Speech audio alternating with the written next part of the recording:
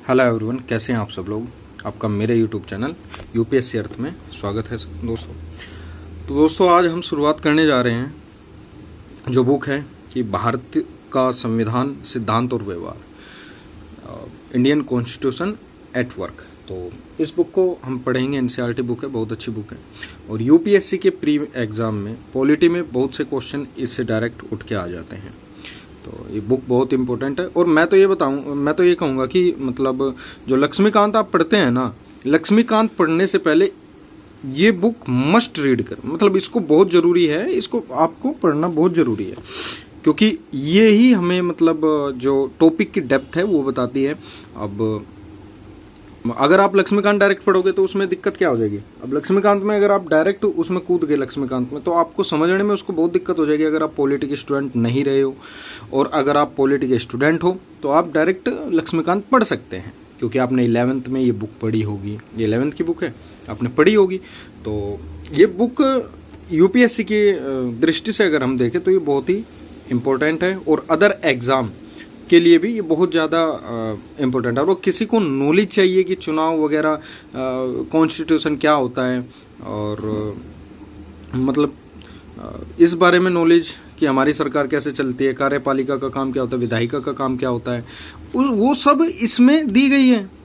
और मैं तो कहूँगा कि हर, भले वो यूपीएससी एस्पिरेंट हो या किसी एग्जाम का, एक बार ये बुक अवश्य पढ़नी चाहिए। तो चलिए आज हम शुरुआत करते हैं इस बुक के फर्स्ट चैप्टर की। और ये वीडियो थोड़ी शायद बड़ी भी हो सकती है, तो चलिए मैं इस बुक को पेश कराता हूँ आपको।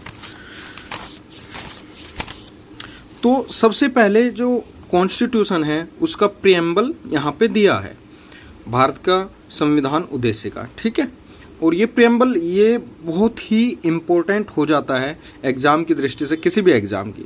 तो चलिए मैं तो ये कहूँगा कि ये एक दिन में तो याद नहीं होगा ये पूरा प्रीएम्बल आपको, और ये याद होना चाहिए। ये एक दिन में तो भैया आपके याद नहीं होगा। आपको क्या करना पड़ेगा कि जब भी आप इस बुक को रिवाइज करें या कैसे भी, तो इसे भी साथ साथ डेली इसको पढ़ लिया करें, ठीक है। और प्रीएम्बल से बाद फिर आपके चैप्टर हैं, जैसे ये तो 10 चैप्टर हैं, तो मैं शायद एक हफ्ते में 2 वीडियो डाल दूं, तो आपको प्रत्येक चैप्टर की अच्छे से व्याख्या करके मैं आपको बताऊंगा, ठीक है। और ये आपके मूल कर्तव्य हैं। मूल कर्तव्य भी लगभग मेरे हिसाब से याद तो होने चाहिए भैया। देखो, मूल कर्तव्य के बिना काम नहीं चलेगा। मूल कर्तव्य बहुत ही, ये देखिए, ये याद तो होने चाहिए। डेली पढ़ लियो इनको। याद करने की बात तो दूसरी है, याद होना थोड़ा मुश्किल हो जाता है, तो डेली अगर हम पढ़ेंगे तो हो जाएगा। तो चलिए फर्स्ट चैप्टर है संविधान क्यों और कैसे, कॉन्स्टिट्यूशन व्हाई एंड हाउ। तो इस चैप्टर की जो सामग्री आपको एनसीईआरटी वालों ने दी है वो पूरी ये बताई है। देखो इसको, चलिए थोड़ा हम इसे रीड करते हैं।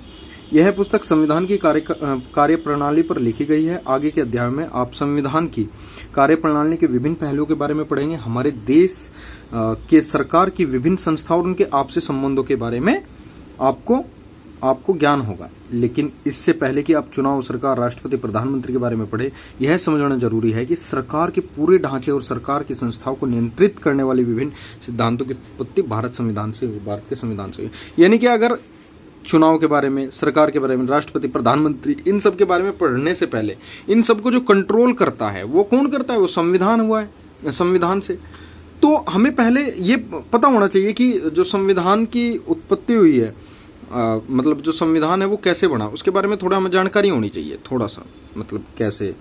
तो इसे सबसे पहले इसका जो विषय वस्तु है यह है संविधान किसे कहते हैं, संविधान समाज को क्या देता है, संविधान समाज में शक्ति का बंटवारा कैसे करता है, और भारत का संविधान कैसे बनाया गया। चलिए चलते हैं हम इसके विषय वस्तु। तो हमें संविधान की हाँ अब दिख रहा है ना, हमें संविधान की क्या आवश्यकता है, संविधान क्या है, इसके कार्य क्या है, समाज के लिए उसकी भूमिका क्या है, हमारे दैनिक जीवन से संविधान का क्या संबंध है। इन प्रश्नों का उत्तर उतना कठिन नहीं है जितना आप सोचते हैं। तो अब इसने दिया है कि संविधान तालमेल बढ़ाता है और भरोसा दिलाता है।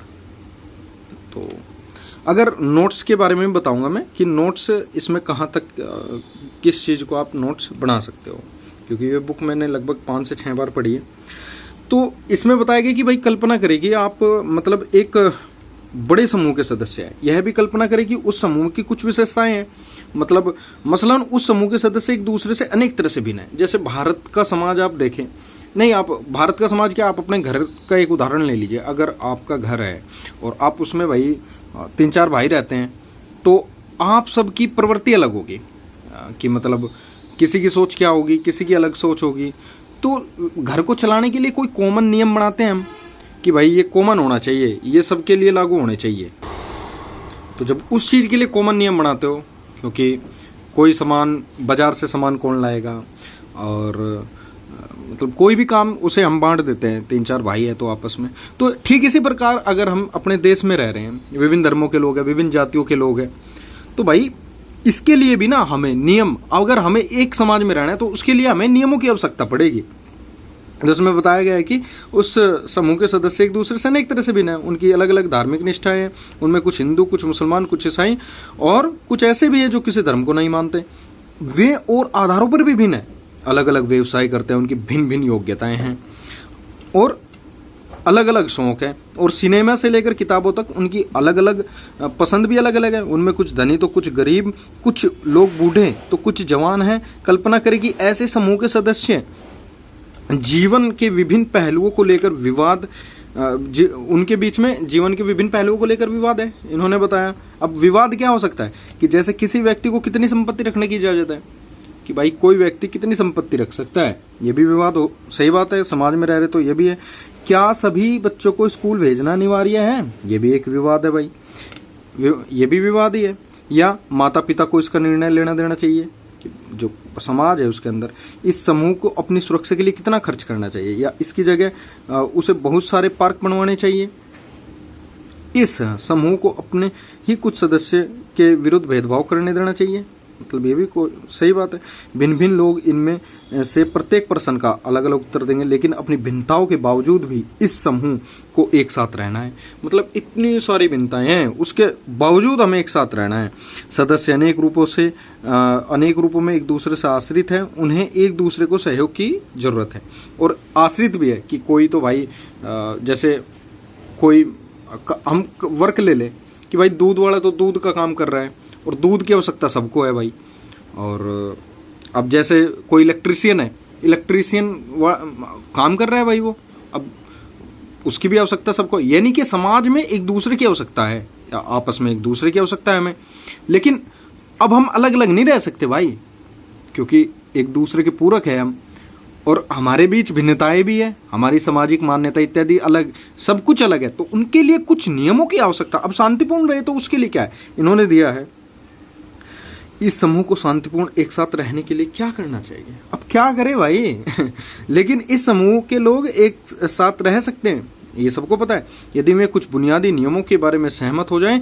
इस समूह को ऐसे नियम क्यों चाहिए, कल्पना करें कि ऐसे बुनियादी नियमों के अभाव में क्या होगा। प्रत्येक सदस्य को असुरक्षित महसूस करेगा, यानी कि प्रत्येक सदस्य असुरक्षित महसूस करेगा अपने आप को, क्योंकि अगले पृष्ठ पर चलते हैं, उसे यह मालूम नहीं होगा कि समूह के सदस्य एक दूसरे के साथ कैसा बर्ताव करेंगे और किस चीज पर अधिकार होगा। किसी भी समूह को सार्वजनिक रूप से मान्यता प्राप्त कुछ बुनियादी नियमों की आवश्यकता होती है, जिसे समूह के सभी सदस्य जानते हो, ताकि आपस में एक न्यूनतम समन्वय बना रहे। लेकिन ये नियम केवल पता ही नहीं होने चाहिए, उन्हें लागू किया जाना चाहिए। यदि नागरिकों को यह विश्वास न हो कि दूसरे नागरिक भी उन नियमों का पालन करेंगे, तो उनके पास भी उन नियमों को पालन करने का कोई आधार नहीं होता। लेकिन जब यह कहा जाए कि उन नियमों को न्यायालय में लागू किया जाएगा, तो इससे सभी को विश्वास हो जाता है कि और लोग भी इन नियमों का पालन करेंगे, क्योंकि ऐसा न करने पर उन्हें दंड दिया जाएगा। अब इस चीज को हम समझते हैं, इस पूरे पैराग्राफ को, कि ये क्या कह रहा है। इसने बोला कि भाई मतलब जैसे समाज है, समाज के अंदर लड़ाइयाँ भी होती है, झगड़े भी होते हैं, बहुत चीजें होती हैं, लेकिन अब लड़ाई झगड़े हो रहे हैं, हमने कुछ नियम बनाए नहीं भाई कि मतलब यार अगर कोई किसी पे हमला करे तो उसको क्या सजा मिलनी चाहिए, बेफालतू में हमला कर रहे हैं भाई, तो एक ना असुरक्षा पैदा हो जाती है समाज के अंदर। अब इस असुरक्षा से बचने के लिए क्या करते हैं समाज कि कुछ नियम बना देते हैं। जैसे अभी आधुनिक युग चल रहा है, तो इसमें क्या है कि संविधान बनाए, और जो पीछे राजा महाराजाओं का टाइम गया तो उसमें भी कुछ नियम थे जिनसे समाज चलता था। ठीक इसी प्रकार अब इसमें बताया गया है कि इन नियमों को न्यायालय में लागू कर दो, और जो इन नियमों को फॉलो नहीं करेगा, इन नियमों को जो मानेगा नहीं, उसे क्या है कि कानून सजा देगा न्यायालय के द्वारा। ठीक है, चलिए, तो नोट्स में आपको ये सब ये तामझाम नहीं करना है, ये इतना बड़ा तामझाम। सिंपल सी चीज है, एक निचोड़ निकल के आया कि संविधान का पहला काम यह है कि वे बुनियादी नियमों का ऐसा समूह उपलब्ध कराए जिससे समाज के सदस्यों में एक न्यूनतम समन्वय और विश्वास बना रहे। मतलब संविधान का ये प्रथम काम है कि भाई बुनियादी नियमों का एक ऐसा समूह उपलब्ध करा दे कि समाज के सदस्यों के बीच न्यूनतम समन्वय और विश्वास बना रहे, कि आपस में विश्वास बना रहे। ठीक है, चलिए अगले प्रश्न। भाई कमेंट करके बताना कि भाई मतलब ठीक है, आपकी समझ में आया कि नहीं। ठीक है, अगर समझ में आता तो बहुत अच्छी बात है भाई, आगे फिर कंटिन्यू करते हैं। तो यार बुक को इतनी बार पढ़ा कि यार थोड़ी सी फट गई यहाँ से बुक। तो चलिए, निर्णय निर्माण की शक्ति। अब मतलब निर्णय निर्माण शक्ति की विशिष्टताएं। अब डिसीजन मेकिंग पावर, अब मतलब नियम कौन बनाएगा, ये भी बहुत बड़ी बात है भाई। डिसीजन मेकिंग चलेगी भाई, उसके बाद तो चलनी है कि यार हाँ हम बुनियादी नियम तो बना दें, लेकिन बनाएगा कौन? तो चलिए उसके बारे में हम पढ़ते हैं। संविधान कुछ ऐसे बुनियादी सिद्धांतों का समूह है जिसके आधार पर राज्य का निर्माण होता है और शासन होता है। तो इसने सीधा बोल दिया कि संविधान बुनियादी नियमों का ऐसा समूह है जिसके आधार पर राज्य का निर्माण होता है और शासन होता है। सही बात है, लेकिन बुनियादी नियम क्या हो और ऐसी कौन सी बात है जो उन्हें बुनियादी बना देती है? पर हाँ, सबसे पहले आपको यह तय करना पड़ेगा कि जिन नियमों के आधार पर समाज का शासन होता है उन्हें बनाएगा कौन। आपको क्या नियम बनाने की इच्छा है, लेकिन दूसरे लोग क्या नियम बनाना चाहते हैं। फिर यह कैसे तय किया जाए कि किसकी इच्छा वाले नियमों से हम पर शासन हो। जिन नियमों के अंतर्गत आप सभी को रखना चाहते हैं वे आपको सर्वश्रेष्ठ लग सकते हैं, लेकिन दूसरे को लगता है कि नहीं, उनके द्वारा सुझाए गए नियम सर्वश्रेष्ठ नहीं है। इस विवाद को कैसे सुलझाया जाए? अंत में यह निर्णय करने से पहले कि हमारे समूह को किन नियमों से शासित होना है, हमें वास्तव में यह तय करना पड़ेगा कि उन्हें बनाएगा कौन। तो सही बात है भाई, ऐसे तो तय करना पड़ेगा ना कि हम तो, जैसे मैं हूं, मैं चाहता हूं कि भाई एक नियम बनाया जाए, मतलब कोई भी नियम बनाया जाए, लेकिन दूसरा कहता है कि नहीं ये नियम गलत है, इसके लिए दूसरा बनाया जाए। अब हम दोनों में असहमति है, अब नियम बनाए तो बनाए कैसे भाई? एक समाज कह रहा है कि नहीं भाई ये नियम बनना चाहिए, दूसरा कह रहा है कि नहीं भाई ये नियम बनना चाहिए, तो बनाए तो कैसे बनाए भाई? तो चलिए, संविधान इसका भी उत्तर देता है। देखिए क्या देता है, वह समाज में शक्ति के मूल वितरण को स्पष्ट करता है। यानी कि मूल वितरण कि समाज के अंदर जो शक्ति है वो बांट दी जाए, मतलब कैसे बांटी जाए ये स्पष्ट करता है। संविधान यह तय करता है कि कानून कौन बनाएगा। संविधान ही तय करेगा कि कानून कौन बनाएगा। इस प्रश्न का उत्तर सैद्धांतिक रूप से कई प्रकार दिया जाता है। राजतंत्र में कानून का निर्माण राजा करता था। जो कानून, राजतंत्र समझ रहे हैं, जिसमें राजा वंशानुगत सिस्टम चलता था, तो उसमें राजा निर्माण करता था कानून का। ठीक है, जबकि कुछ संविधान जैसे सोवियत संघ का, पुराना सोवियत संघ का संविधान है, उसमें निर्णय निर्माण की शक्ति जो है एक पार्टी को थी। लेकिन लोकतांत्रिक सिद्धांत में भाइयों ऐसा नहीं है। लोकतांत्रिक सिद्धांत में जनता मोटे तौर पर निर्णय लेती है। अब लेकिन ये इतना सरल कैसे हो भाई? इतनी सारी जनसंख्या में कैसे जनता निर्णय मोटे तौर पर लेगी? चलो पढ़ते हैं आगे। लेकिन यह विषय इतना सरल नहीं है। यह मान भी लिया जाए कि जनता निर्णय लेती है, तब भी यह प्रश्न अनुत्तरित रह जाता है कि जनता निर्णय कैसे लेती है। क्या कोई कानून बनाने के लिए सभी लोगों को सहमत होना चाहिए?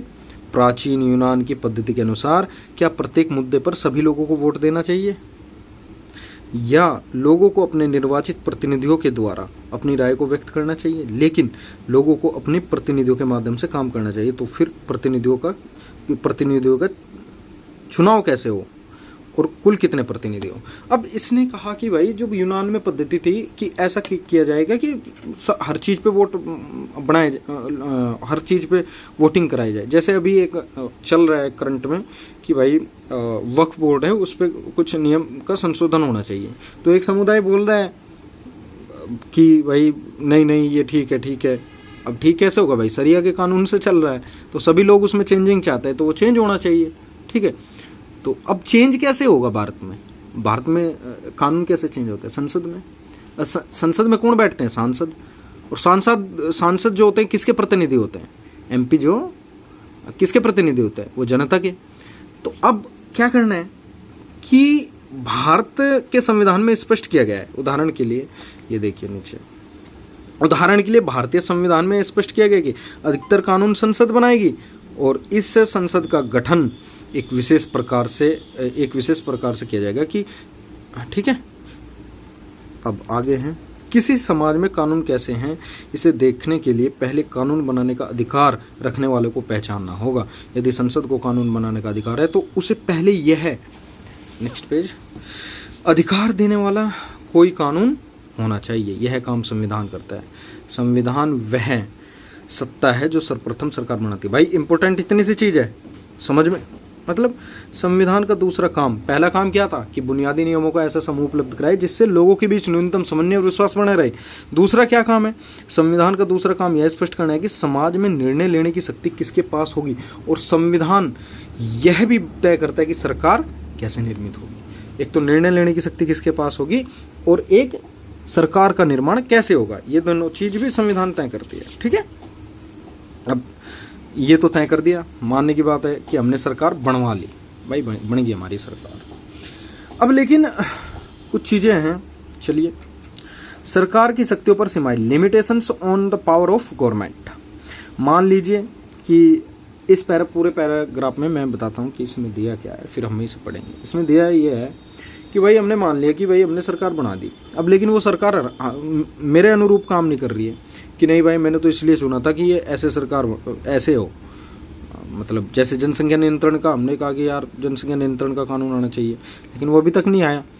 तो अब पता नहीं सरकार की क्या मजबूरियां रही होगी, और तो ले अब इस चीज का क्या है कि मतलब, या फिर किसी को किसी जाति धर्म विशेष को मानने के लिए मतलब उनकी प्रताड़ना करते हो, तो ऐसे हमें लगा कि सरकार नहीं भाई, सरकार ठीक नहीं है। तो सरकार के द्वारा जो निर्णय लिए जाते हैं ना, उन पर भी संविधान कुछ मौलिक जो है उन पे बंधन लगा देता है। तो इस बारे में ही ये दिया गया है। तो चलिए आगे। मान लीजिए कि आपने यह तय कर लिया कि निर्णय कौन करेगा, किंतु जब सत्ता ने कानून बनाए तब आपको लगा कि वे कानून पूर्णतः अनुचित है भाई। उदाहरण के लिए उसने आपको अपने धर्म का पालन करने से रोक दिया। उसने यह निर्णय किया कि किसी खास किस्म के रंग वाले वस्त्र नहीं पहने जा सकते, आप कुछ विशेष गीत गाने को स्वतंत्र नहीं है, या किसी विशेष समूह धर्म जाति के लोगों को सदैव दूसरों की सेवा करनी पड़ेगी और उन्हें किसी प्रकार की संपत्ति रखने का अधिकार भी नहीं होगा, या सरकार किसी को भी मनमाने तरीके से गिरफ्तार कर सकती है, या किसी एक खास रंग वाले लोगों को एक कुएं से पानी भरने की इजाजत नहीं। स्वाभाविक है कि आपको यह कानून अनुचित अन्यायपूर्ण लगेंगे। यद्यपि ये सभी कानून उस सरकार द्वारा बनाए गए थे जो एक विशेष प्रक्रिया का पालन करके बनवाई गई थी, लेकिन सरकार द्वारा ऐसे कानूनों को बनाने के पीछे जरूर कोई अन्यायपूर्ण बात होगी। ठीक है, अब संविधान का तीसरा काम जानते हैं हम इसी चीज में। अतः संविधान का तीसरा काम यह है कि वह सरकार द्वारा अपने नागरिकों पर लागू किए जाने वाले कानूनों पर कुछ सीमाएं लगाए। ये सीमाएं इस रूप में मौलिक होती है कि सरकार कभी उनका उल्लंघन नहीं कर सकती। यानी कि हम देखो ये जो पैराग्राफ्स दिए हैं ना, इसने ये आपको समझाने के लिए दिए हैं। तो तीसरा काम का निचोड़ यही है कि संविधान का तीसरा काम यह है कि वह सरकार द्वारा अपने नागरिकों पर लगाए जाने वाले जो कानून है उन पर कुछ सीमाएं लगाए, और ये सीमाएं इस रूप में मौलिक होती है कि सरकार उनका कभी उल्लंघन ना कर पाए। भाई इन चीजों को किस चीज से रोकते हैं? आपने मौलिक अधिकारों का नाम सुना होगा। तो मौलिक अधिकार वो चीज है जिसे सरकार के मतलब जो हम पर नियम लागू करती है, तो हम मतलब हमारे मौलिक अधिकारों का उनसे हनन ना हो, बस इतनी सी बात है। तो चलिए इस पैराग्राफ में क्या दिया है देखते हैं। संविधान सरकार की शक्तियों को कई तरह से सीमित करता है। सरकार की शक्तियों को सीमित करने का सबसे सरल तरीका यह है कि नागरिकों के रूप में हमारे मौलिक अधिकार स्पष्ट कर दिया जाए। तो नागरिकों के रूप में मौलिक अधिकार स्पष्ट कर दिया जाए और कोई भी सरकार कभी उनका उल्लंघन न कर सके। इन अधिकारों को वास्तविक स्वरूप और व्याख्याएं भिन्न भिन्न संविधान में बदलती रहती है, लेकिन अधिकतर संविधान में कुछ विशेष मौलिक अधिकार सदैव पाए जाते हैं। मतलब क्या इन्होंने क्या बताया कि मौलिक अधिकार जो है ना, उसकी व्याख्याएं कभी बदलती रहती है। कि मतलब जैसे भारतीय संविधान है, अभी उसमें ये बातें चल रही है कि भाई जो जीने का मतलब जीने के अधिकार में एक प्रॉपर्टी रखने का अधिकार आता है कि नहीं भाई घर जरूर मिलना चाहिए, तो उसके बारे में बातें चल रही। तो ये चेंजिंग होते रहते हैं, मौलिक अधिकार में थोड़ा सा चेंज हम करते रहते हैं, ये उनका दायरा बढ़ता रहता है। ठीक है, इसमें ये बताया गया। सॉरी, पूरा ट्राइपॉड ही लिया। चलिए, तो इन अधिकारों को वास्तविक स्वरूप व्याख्या भिन्न भिन्न अच्छा भैया बदलती रहती है, लेकिन अधिकतर संविधानों में कुछ विशेष मौलिक अधिकार सदैव पाए जाते हैं। नागरिकों को मनमाने ढंग से बिना किसी कारण की गिरफ्तार करने के विरुद्ध सुरक्षा प्राप्त। भाइयों, आपको कोई गिरफ्तार नहीं कर सकता, आप डायरेक्ट कोई पुलिस उठा ले किसी को, तो भाई ये आपके मौलिक अधिकार का आनंद है। ठीक है ये चीजें अपने आप ध्यान रखनी चाहिए। ठीक है, हाँ, यह सरकार की शक्तियों के ऊपर कुछ मूलभूत सीमाएं लगाता है। नागरिकों को सामान्यतः कुछ मौलिक स्वतंत्रताओं का अधिकार है, जैसे भाषण की स्वतंत्रता। भाई मैं बोल सकता हूँ, मैं गवर्नमेंट के खिलाफ बोल सकता हूँ, कोई दिक्कत नहीं, कुछ भी हो जाए। अंतरात्मा की आवाज़ पर काम करने की, यानी कि मेरे अंदर से जो आवाज़ आ रही है मैं उसके लिए काम कर सकता हूँ, लेकिन नियमों कानूनों के नियम है, जिससे दूसरों को कोई परेशानी ना हो। इतना ध्यान रखना चाहिए। मौलिक अधिकार भी इतना ही है कि अपने मौलिक अधिकारों को इतना ही हम यूज करते हैं कि जिससे बाकी समाज को परेशानी ना उठानी पड़े। कभी यहाँ पर बोला कि हमारी अंतरात्मा तो भाई कुछ से कुछ कहती है, ये करने वो करना, भाई तो इसमें भी सीमाएं हैं। ठीक है, जैसे भाषा की, ठीक है। अब संगठन बनाने की स्वतंत्र, व्यवहार में इन अधिकारों को राष्ट्रीय आपातकाल में सीमित किया जाता है। आपातकाल समझ रहे हैं, जब इंदिरा गांधी ने लगाया था तो सीमित कर दिया, और संविधान उन परिस्थितियों को उल्लेख करता है कि जिनमें इन अधिकारों को वापस लिया जा सकता है। ठीक है, चलिए भाई अब आगे चलते हैं।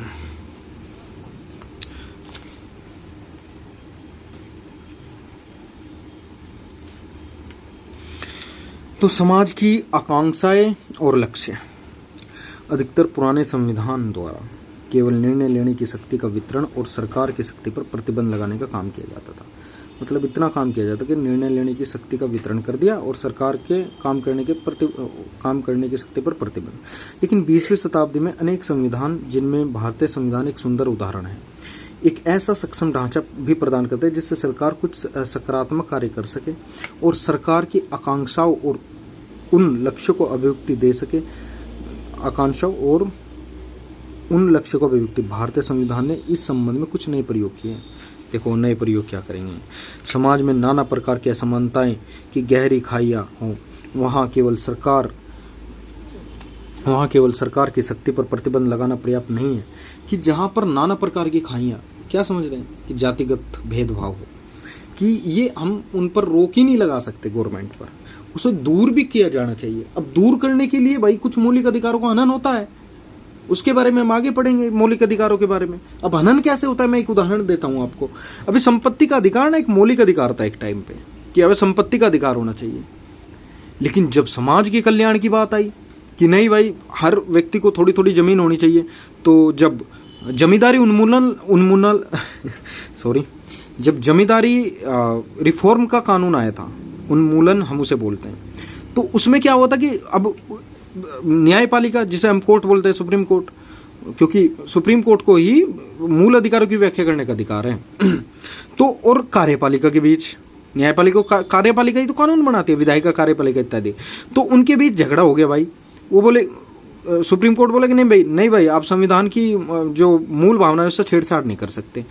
लेकिन अब न्यायपालिका बोली कि भाई समाज के हित के लिए जमींदारी उन्मूलन कानून जरूरी है, क्योंकि सबको थोड़ी थोड़ी जमीन मिलनी चाहिए। सही बात है।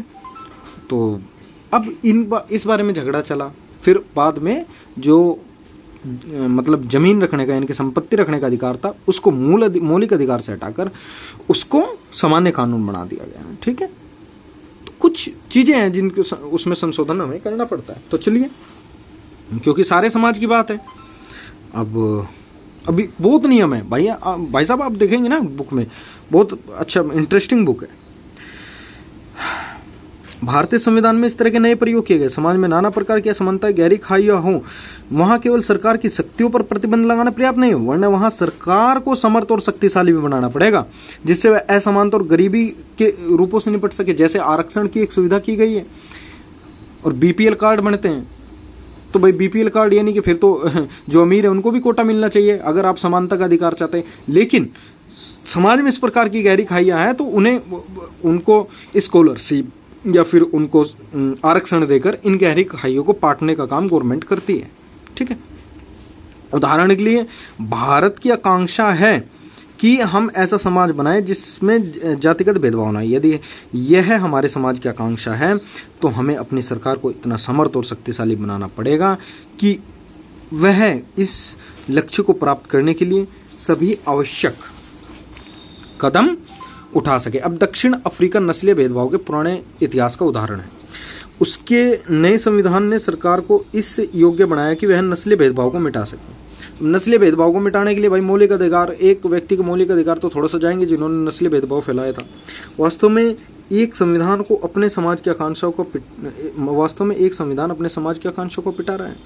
उदाहरण के लिए भारत में संविधान निर्माता की इच्छा है कि समाज के प्रत्येक व्यक्ति की बुनियादी भौतिक जरूरतें और शिक्षा इत्यादि सबको मिलनी चाहिए, जिसके आधार पर वह गरिमा और सामाजिक आत्मसम्मान से भरा हुआ जीवन जी सके। भारतीय संविधान सरकार को वह सामर्थ्य प्रदान करता है जिस वह कुछ सकारात्मक लोक कल्याणकारी कदम उठा सके और जिन्हें कानून की मदद से लागू भी किया जा सके। जैसे हम भारतीय संविधान को पढ़ते हैं, हमें पता चलता है कि ऐसी सामर्थ्य प्रदान करने वाले प्रावधानों में हमारे संविधान की प्रस्तावना का समर्थन प्राप्त है और वह संविधान के मौलिक अधिकारों वाले भाग में पाए जाते हैं।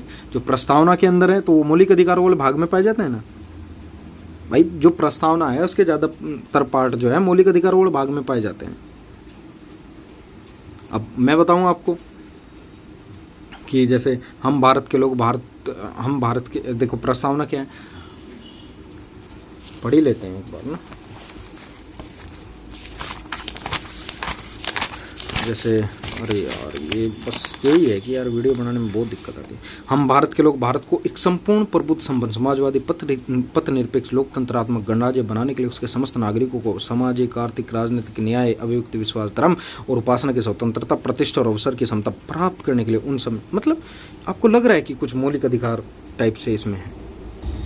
तो संविधान का चौथा काम क्या है कि संविधान का चौथा काम यह है कि वह सरकार को ऐसी क्षमता प्रदान करे जिससे जनता की आकांक्षाओं को पूरा कर सके और एक न्यायपूर्ण समाज की स्थापना के लिए उचित परिस्थिति का निर्माण कर सके। अभी जनता की आकांक्षाओं को पूरा करना पड़ेगा और मतलब अब ऐसी क्षमता प्रदान करे संविधान। मतलब क्या है कि संविधान का चौथा काम यह है कि सरकार को ऐसी क्षमता प्रदान करे जिससे जनता की आकांक्षाओं को पूरा कर सके और एक न्यायपूर्ण समाज की स्थापना के लिए उचित परिस्थिति का निर्माण करें। तो ये 4 काम हमें नोट कर लेने हैं, बहुत इंपॉर्टेंट है।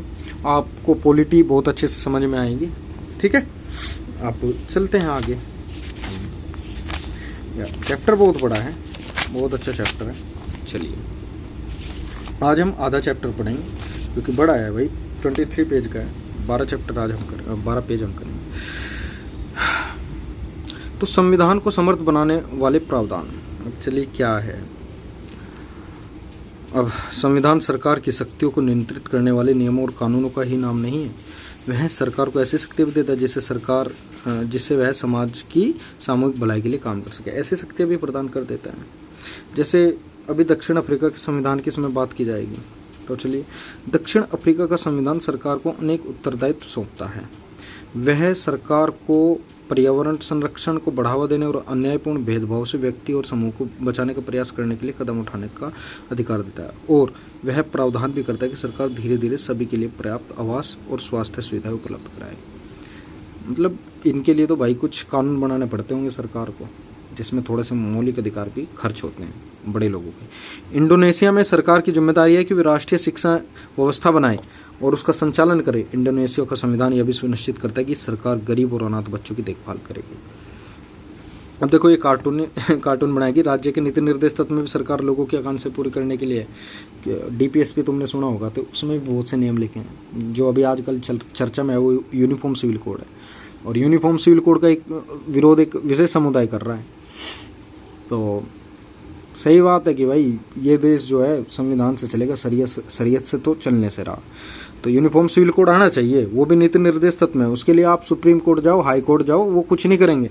गवर्नमेंट उठा के कानून ले आएगी बस। ठीक है, तो चलिए अब राष्ट्र की बुनियादी पहचान क्या है। राष्ट्र की बुनियादी पहचान भाई संविधान ही होता है। कि उसका निर्माण कैसे हुआ है। चलिए, आखिरी और शायद सबसे महत्वपूर्ण बात यह है कि संविधान किसी समाज की बुनियादी पहचान होता है। इन्होंने बताया इसका अर्थ यह है कि संविधान के माध्यम से ही किसी समाज की एक सामूहिक इकाई के रूप में पहचान होती है। इस सामूहिक पहचान को बनाने के लिए हमें इस संबंध में कुछ बुनियादी नियमों से सहमत होना पड़ता है। भाई संविधान बना तो संविधान कैसे बनता है? बुनियादी नियमों से। तो पूरे समाज को उन पर सहमत होना होता है। तो इससे समाज की पहचान हुई ना, समझ रहे हो आप? हाँ, क्योंकि उस समाज ने नियम बनाए ना। अब उस समाज के नियम कायदे कानून हम उठा के देखेंगे तो पता लग जाएगा कि समाज कैसा है, कि हम पर शासन कैसे होगा, शासितों में कौन कौन होगा। संविधान बनने के पहले अनेक प्रकार की पहचान या अस्मिताएं होती है, लेकिन कुछ बुनियादी नियमों और सिद्धांतों पर सहमत होकर हम अपनी मूलभूत राजनीतिक पहचान बनाते हैं। दूसरा, संविधान के नियम हमें एक ऐसा विशाल ढांचा प्रदान करते हैं जिसके अंतर्गत हम अपनी व्यक्तिगत आकांक्षाओं, लक्ष्य और स्वतंत्रताओं का प्रयोग करते हैं। ठीक है। संविधान आधिकारिक बंधन लगाकर यह तय कर देता है कि कोई क्या कर सकता है, कोई और क्या नहीं। ये सही बात है। अतः संविधान हमें एक नैतिक पहचान भी देता है। मतलब नैतिक पहचान कैसे? कि अगर भाई उसने नियम, संविधान में नियम लिखे गए कि भाई हम चोरी नहीं कर सकते, चोरी करने पर दंड मिलेगा, तो इससे नैतिक पहचान भी मिल रही है ना। तीसरा और अंतिम, अब शायद यह संभव हो सका है कि अनेक बुनियादी राजनीतिक नैतिक नियम विश्व के सभी प्रकार के संविधानों में स्वीकार किए गए। सही बात है, बुनियादी नियम सभी संविधान में। अगर हम दुनिया भर के संविधानों को देखें तो हमें सरकार के अलग अलग स्वरूप और विभिन्न प्रकार की प्रक्रियाएं दिखाई देगी, लेकिन उनमें काफ़ी कुछ साझा भी है। अधिकतर संविधान कुछ मूलभूत अधिकारों की रक्षा करते हैं। मतलब साझा का मतलब कि प्रत्येक संविधान में है ये, और ऐसी सरकारें संभव बनाते हैं जो किसी न किसी रूप में लोकतांत्रिक होती है। लेकिन राष्ट्रीय पहचान की अवधारणा अलग अलग संविधानों में अलग अलग ढंग से की होती है। ज़्यादातर राष्ट्र विभिन्न जटिल ऐतिहासिक परंपराओं के सम्मिलित से बनते हैं। वे उस राष्ट्र में रहने वाले विभिन्न समूह को कई तरीकों से आपस में मिला लेते हैं। ठीक है। जैसे जर्मनी का निर्माण जर्मन नस्ल के आधार, यानी कि वहाँ पर जर्मन नस्ल होनी चाहिए, मतलब कि यार जर्मन नस्ल के लिए सब कुछ है वहाँ। तो संविधान ने इस पहचान को अभिव्यक्ति दी। दूसरी ओर भारतीय संविधान में क्या है कि जाति या नस्ल को नागरिक के आधार के रूप में मान्यता नहीं देता।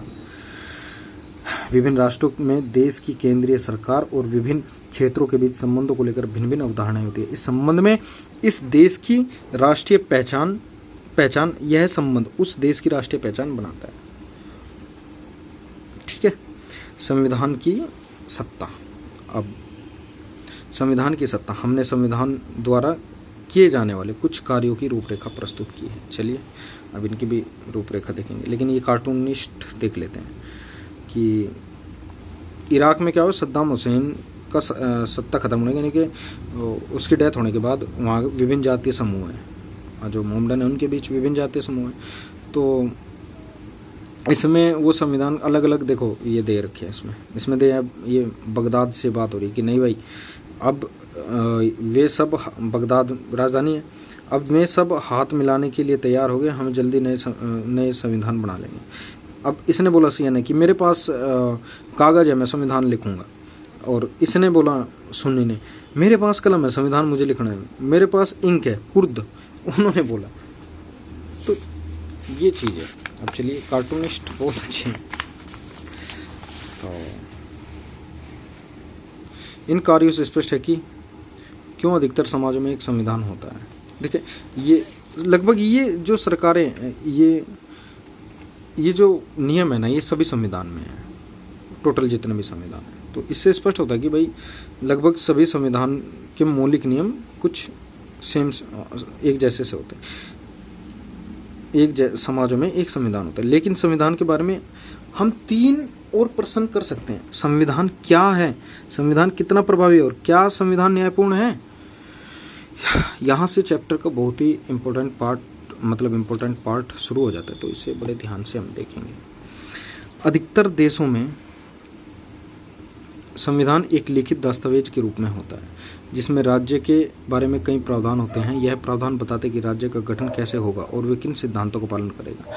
जब हम किसी देश के संविधान की बात करते हैं तो सामान्य रूप से हम उसी दस्तावेज का जिक्र कर रहे होते हैं, लेकिन कुछ देश जैसे इंग्लैंड के पास कोई लिखित संविधान, बहुत इंपॉर्टेंट चीज, उनके पास लिखित संविधान नहीं है जैसे जिसे संविधान कहा जा सके, बल्कि उनके पास दस्तावेजों और निर्णयों की एक लंबी श्रृंखला है जिसे सामाजिक रूप से संविधान कहा जाता है। मतलब दस्तावेजों की लंबी श्रृंखला उनके पास है नियमों की, कि इस नियम पे यह फैसला लिया गया था तो वो संविधान हो गया।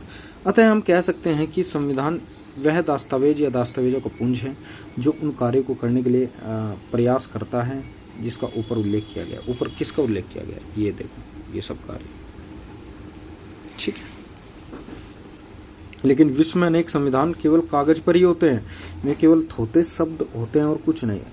महत्वपूर्ण प्रश्न यह है कि कोई संविधान कितना प्रभावी है, उसे कौन सी बात प्रभावी बनाती है, कौन सी बात यह सुनिश्चित करती है कि लोगों के जीवन का वास्तव में उसका प्रभाव पड़ता है। संविधान का प्रभावी होना अनेक कारणों पर निर्भर करता है। चलिए अब हम संविधान, मतलब कुछ थोथे संविधान हैं। थोथे संविधान मतलब जहाँ पर सैनिक संविधान हो जाते हैं तो उनको लोग मानते नहीं। जैसे पाकिस्तान हो गया, पाकिस्तान में सैनिक नियम ज़्यादा चलते हैं तो वहाँ की जनता से पूछो, बोलेगा अरे बड़ी त्राही है। अब बांग्लादेश का हाल तुमने देख ही लिया होगा, सैनिक शासन हो गया, वहाँ भी त्राही मचने वाली है। तो देखते हैं कि क्या मतलब प्रभावी संविधान कैसे होगा। संविधान को प्रचलन में लाने का तरीका, चलिए ये वीडियो कल को डालते हैं, ठीक है। ये 36 की होगी, इसमें बाकी कल को पूरा चैप्टर मैं पढ़ा दूंगा, ठीक है। आज के लिए बस इतना ही, और दोस्तों धन्यवाद, और चैनल को प्लीज़ शेयर एंड सब्सक्राइब करना, ठीक है।